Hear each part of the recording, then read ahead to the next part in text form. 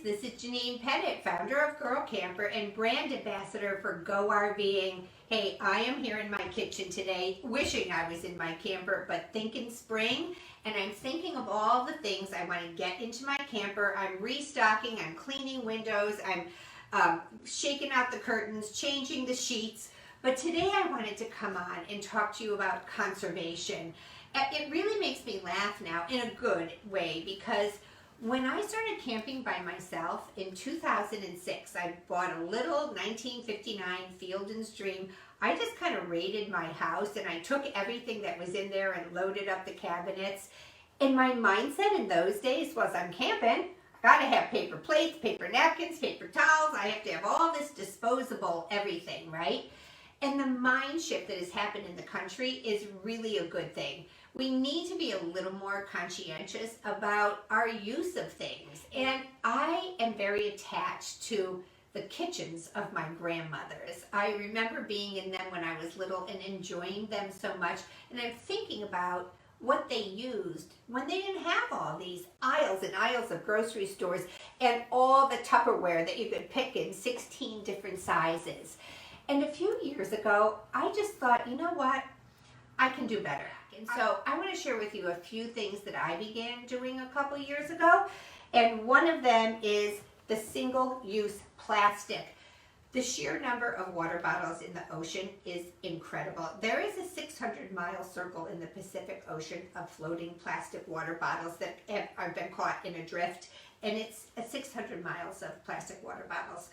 I was guilty of this for so long. When my kids lived at home, I stacked those things in the garage so they could always grab one. Now you can't get a plastic water bottle out of me for anything. But one of the things I did to break myself of the habit is just everybody has, you know, your thermal drinking cup, but it's tall so it holds a lot and it fits in my cup holder. So that is my car one. And what I have been doing since my trip to Colorado in 2017, this is where I was like so thirsty, middle of summer, hot, hot, hot. It felt like I was always pulling over and buying Gatorade, buying mineral waters and anything to drink. So I started just carrying 2 gallons of water on the floor of the back of my truck. Now, I do carry a refrigerator and cooler in my car. I almost always have ice. But if you pull over at a gas station or a convenience store, you could go in and get ice in this and then go out to your car and fill this thing up. I keep this in my car year round. When this is empty, I bring it in. I have really good water in my township, so I just fill this off my kitchen sink and put it back out in my car. So I've had the same gallon in there for over a year. I finally got myself packages like this. So this is just a little zero Gatorade. I throw it in here. Honestly, I drink 2 of these a day, and in a week, that's 14 of these bottles that didn't go in a landfill. Not to mention, you're saving a lot of money. It's much cheaper to buy them this way, and sometimes, honestly, I just use a half a packet. So I have a little more control over that too. Okay, another thing on the single-use plastic where I was just terrible is the Tupperware drawer. If you could have seen the Tupperware drawer in my house when all the kids were living at home, you would open it and an avalanche would come out. And every 3 or 4 months, my husband and I would organize it and weed out everything that no longer had a lid or was melted in the microwave or had tomato sauce in it that we couldn't get out, and we'd buy new. And so we were always buying the new Tupperware. Then somebody said to me one day, why don't you just put those in glass bowls? And I thought, you know, that is what our grandmothers did. They didn't have Tupperware. They didn't have Ziploc bags. They had something called refrigerator glass that was made in the 30s and 40s, but every piece of glass is refrigerator glass. Any piece of glass can go in the refrigerator. So I will pick these up at Goodwill, just a good, you know, I don't usually have leftovers much bigger than this, but sometimes I'll just put a little 7-inch plate on top of it and create my own lid. Sometimes I get one with a lid. But if I don't have one with a lid, I use these wax wraps. So this is a little piece of cotton fabric. I made these myself from fabric that was 99 cents over at Walmart. You coat these with beeswax, and it has a little jojoba oil in it that is some kind of antibacterial. And so you fold these up in your drawer, and when you put your leftovers in here, you pull these out, and you've got to crunch them.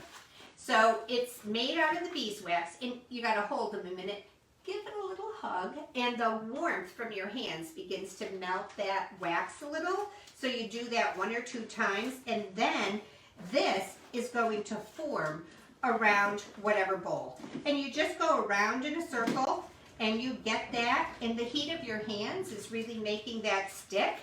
Now, that is not coming off, and you could put that in your refrigerator. Now, when you take it out, if any food had gotten on this, all you have to do is take it over to the sink, run it under a little warm water, and let it dry in your drain board. These things will last for about a year. Anyway, those are fun to have.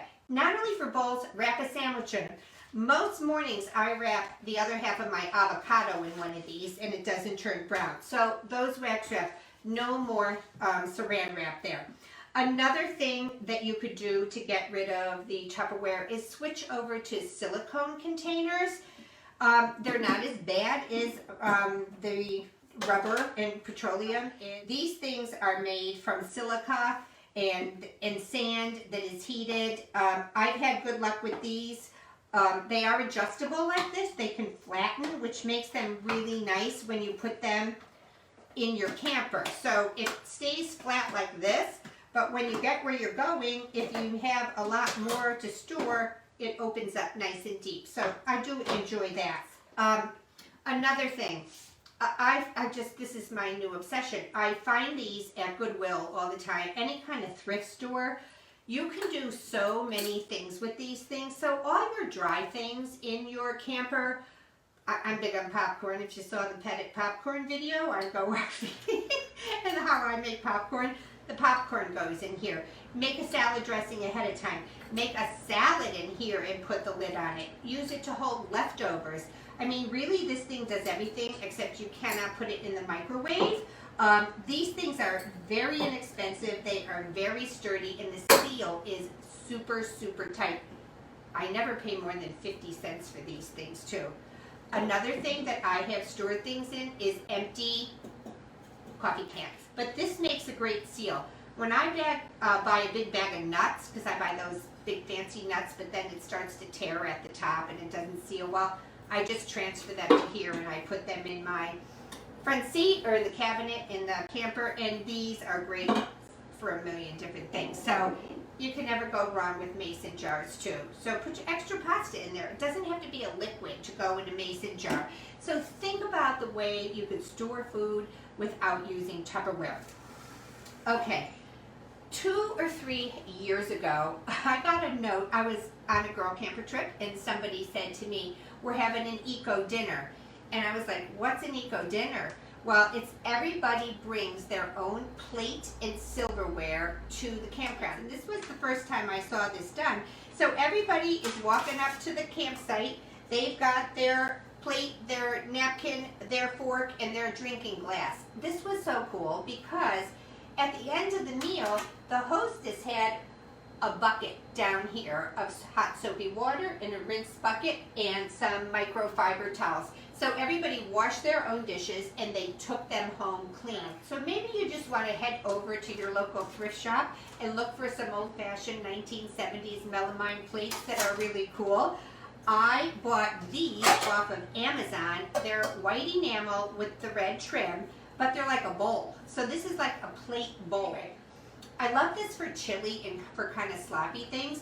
So you can have soup or everything in here, but you could also do your steak in here because it's a very shallow bowl. I've had these in my camper for several years. These are from my old camper. This is baked enamel, a little higher end than these. This might chip, this will never chip. And they will last forever. They're very pretty, they don't break. You can put them on the grill. You can do everything but microwave. You can cook on these, but you can't microwave on them. And we call them Janine's camper china. It's camper china. So anyway, I really, really love those.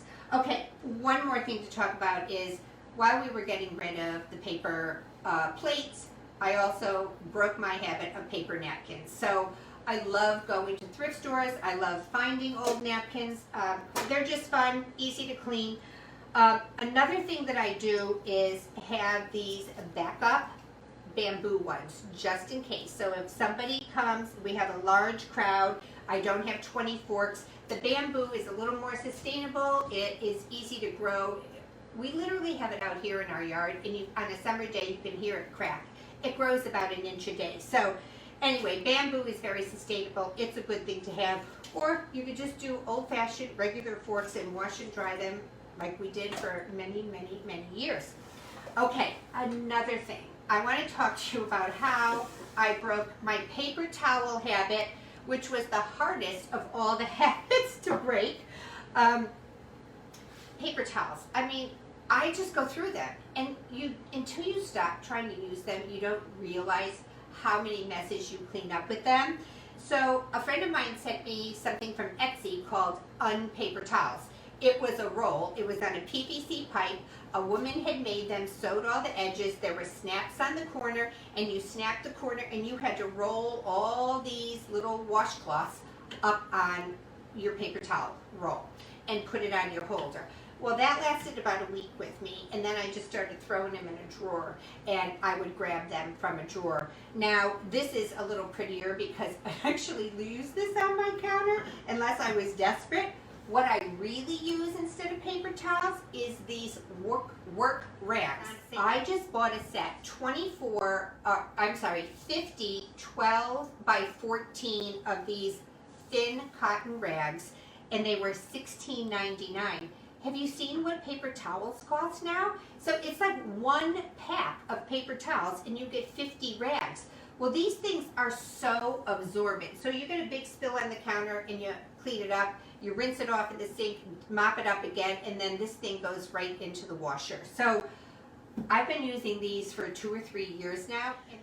One more thing I want to talk about at the campground, and that is what kind of soap you're using. So a lot of soaps are very harsh. They're chemical laden. They're very tough on the environment.